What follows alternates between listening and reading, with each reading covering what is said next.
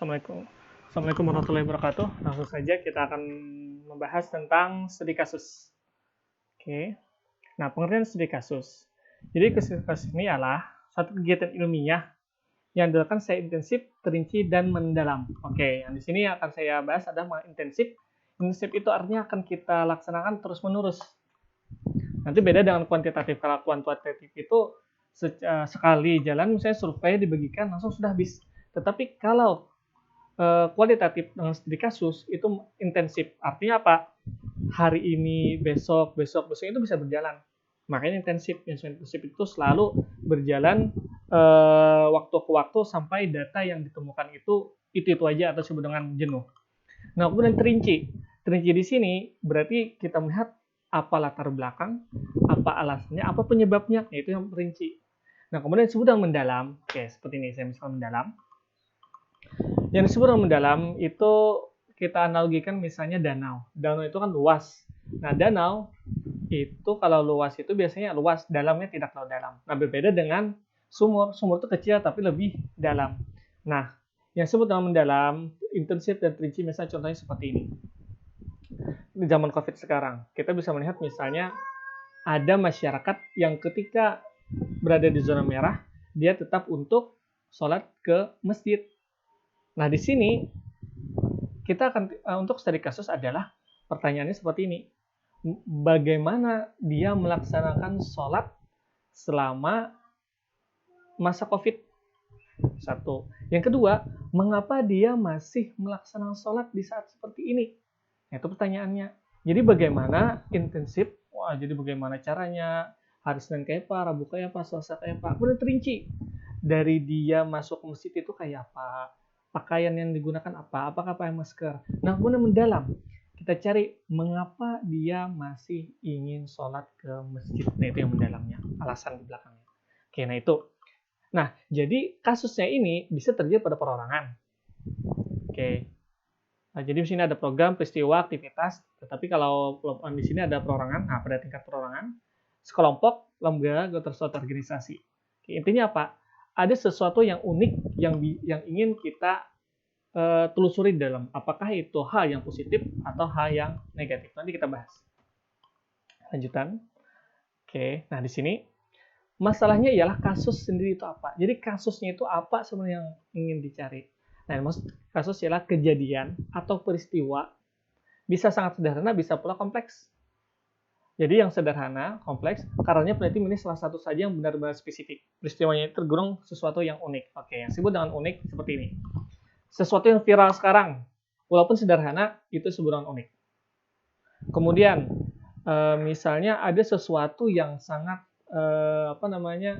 luar biasa prestasi, misalnya sekolah nih, sekolah ini bagus prestasinya baik itu agama maupun yang umum, oh ini bagus. Nah, ini kan hal yang unik. Atau misalnya ada sekolahan yang saat ini sekarang kita menggunakan kurikulum 2013, tapi sekolah tersebut tidak menggunakan 2013. Nah, itu suatu yang unik juga. Yang lain menggunakan K13 sudah, sekolah itu tidak. Nah, ini suatu hal yang unik. Tetapi bentuknya adalah hal yang negatif. Sedangkan sekolahan yang memiliki prestasi tinggi, itu berarti bentuknya adalah positif. Nah, sedang sesuatu yang itu saat ini sedang viral, disebut dengan hal yang unik juga. Oke, jadi intinya unik, perlu ini digali. Perlu ini kita ketahui bagaimana caranya, mengapa itu terjadi, itu perlu kita ketahui. Nah, di sini ada hakikat atau sifat kasus itu sendiri, unik, positif atau negatif. Kemudian terbelakangnya terjadi kasus, mengapa ini bisa terjadi, mengapa yang sederhana ini bisa viral, setting fisik kasus tersebut. Jadi fisiknya itu di belakang seperti apa misalnya, kemudian konteks yang mengitarinya, apakah secara ekonomi kah, politik, atau seni, ekonominya menengah ke atas atau ke bawah, secara politik ini partai apa, hukum misalnya ini agamanya apa, kemudian seninya misalnya seni budaya, apakah ini musiknya secara misalnya kayak orang budayanya seni daerah kah atau yang modern kah. Kasus yang menjelaskan kasus tersebut ini berkenaan tentang biasanya ada runtutan kasus yang terjadi, ini yang melanjutnya seperti itu. Kemudian informan yang menguasai kasus itu sendiri. Lanjutkan dulu.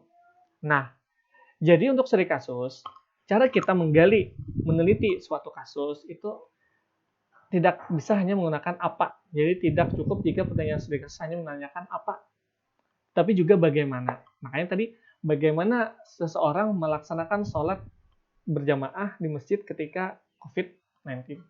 Nah, kemudian mengapa dia masih melaksanakan sholat berjamaah di masjid pada di saat seperti ini?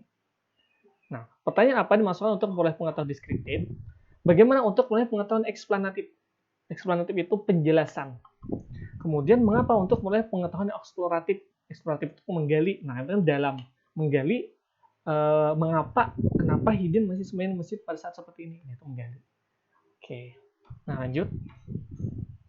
Oke, ini kita udah perlu. Nah, lanjut. Nah, studi kasus itu terbagi pada dua, mengaitkan keadaan negatif pada positif. Yang pertama, studi kasus retrospektif. Studi kasus berupa penyimpangan dari kewajaran. Oke, tadi penyimpangan dari kewajaran, sekolah lain sudah menggunakan kurikulum 2013, sedangkan sekolah ini kada. Kenapa? Nah, studi kasus ke arah perkembangan yang positif. Nah, yang kada melaksanakan K13 ini kita teliti. Kenapa? Untuk kita sesuaikan supaya menggunakan K13 kayak apa? Kan kita teliti. Jadi kenapa gerang sekolah ini kada menggunakan K13? Kita telisik dulu apa penyebabnya, baru kemudian kita arahkan ke perkembangan yang positif. Nah, studi kasus ini bersifat kuratif. Kuratif itu memperbaiki yang memungkinkan ada tindak lanjut penyembuhan. Makanya kan tadi kalau misalnya tidak bisa menggunakan kenapa tidak menggunakan K13, kita coba kenapa garang alasannya supaya bisa nanti sekolah tersebut menggunakan K13. Oke, nah yang kedua ada studi kasus prospektif. Yaitu studi kasus ini diperlukan untuk menemukan kecenderungan dan arah perkembangan suatu kasus. Artinya apa? Ini loh kenapa sekolah ini bagus prestasinya secara akademik maupun secara agama. Nah, ini kita teliti apa penyebabnya, bagaimana, mengapa hal itu terjadi, apa aja faktor pendukungnya. Nah, temuan kita ini yang nanti bisa menjadi obat. Obat apa? Untuk kasus yang negatif. Jadi yang hasil dari kasus prospektif ini bisa digunakan untuk memperbaiki yang kasus negatif tadi. Jadi kenapa inya kada bagus menggunakan K13? Kenapa penyebabnya? Oh, turut tipang sekolahan yang menggunakan K13 ini bagus. Justrunya ketika menggunakan K13 prestasi akademik siswa-siswanya itu meningkat. Yang di sini kenapa kada menggunakan K13? Coba Bang turuti yang di sini. Nah, itu. Jadi nanti ada yang berdampak kepada secara kuratif, di sini prospektif, yang kedua adalah prospektif. Oke, nah pertanyaan penelitian. Jadi how dan why. Contoh, bagaimana proses perkembangan desa wisata di sekitar Candi Borobudur? Jadi bagaimana proses perkembangannya dari awal sampai akhir berkisah aja tuh. Itu bagaimana proses. Lanjut, faktor-faktor apa saja yang mempengaruhi proses tersebut? Nah, di sini how, bagaimana. Faktor apa saja yang mempengaruhi?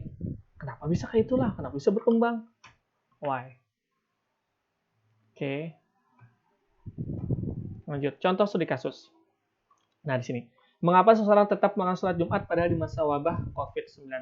Ini bentuk pertanyaan apa? Why? Mengapa sholat Jumat Smith dilarang pemerintah selama COVID-19 sedangkan aktivitas pasar masih tidak dilarang? Ini pertanyaan apa? Why juga. Bagaimana pelaksanaan kuliah online di Uniska? Nah, ini bentuknya apa? How? Aplikasi apa yang banyak digunakan? Apa? Mengapa aplikasi WA yang banyak digunakan? Ini bentuknya adalah why. Oke, jadi makanya kita harus menyebutkan kasus satu. Nah, di sini. Ini ada kasus, kita lihat deskripsinya seperti ini. Kisahnya tuh.